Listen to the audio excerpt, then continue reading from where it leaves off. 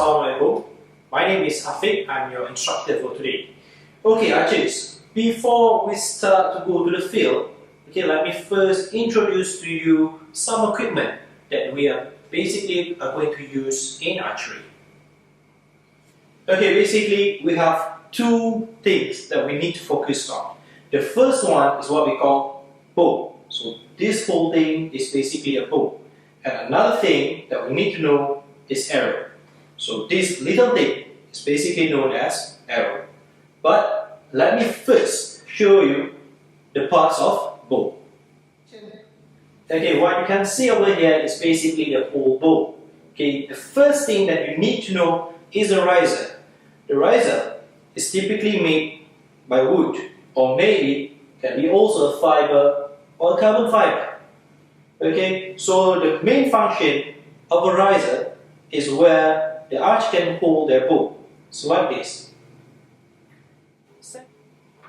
Next is the limb.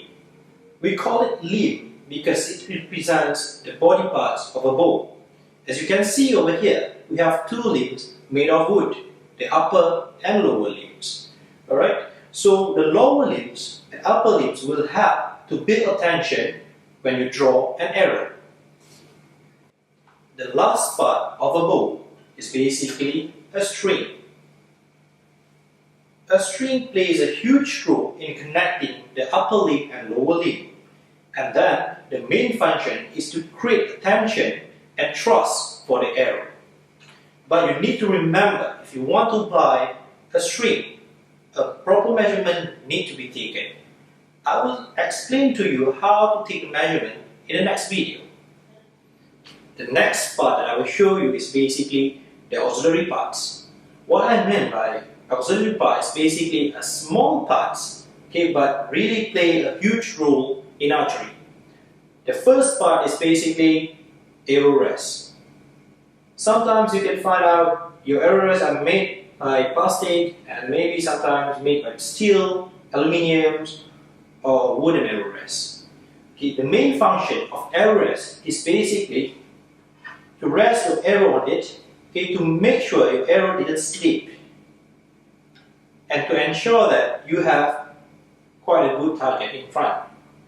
That is the main function of arrow rest.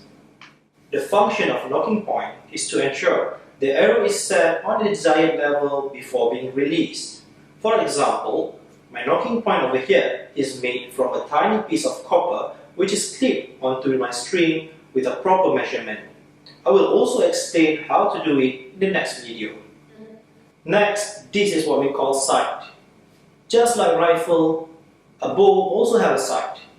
It helps you to aim better.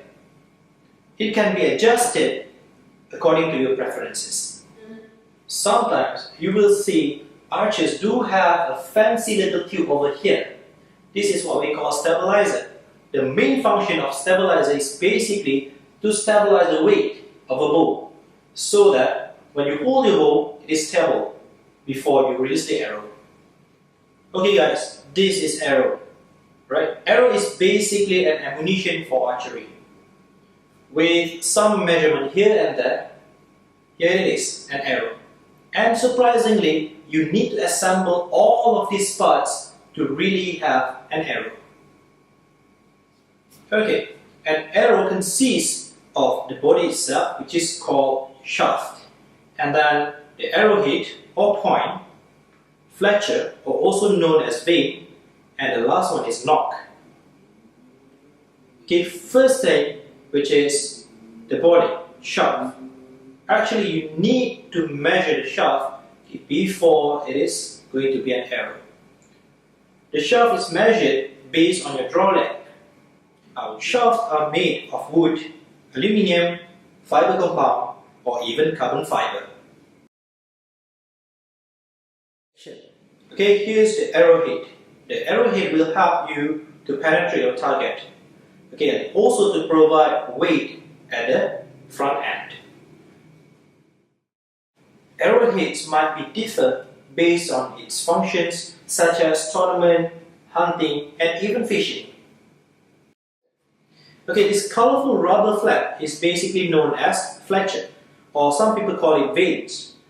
There are varieties of Fletcher based on its functions. The main function of Fletcher is to stabilize the flight of arrow. It creates an airfoil just like rocket in order to help the movement of projectile. On the other hand, fancy colors of Fletcher also help the archer to find his arrow in bushes. Okay, the last part for the arrow is the nock. The nock acts as an anchor for the arrow. It clips to the string before being released. So therefore, you can assure that your arrow is straight. Well, that's the basic equipment that you need to know before going out for a range. Okay, and then in the next video, I will teach you on how to calculate the draw length and also the poundage, and also how to choose a proper equipment for your size. With that, thank you for your time. Thank you and see you again. Bye.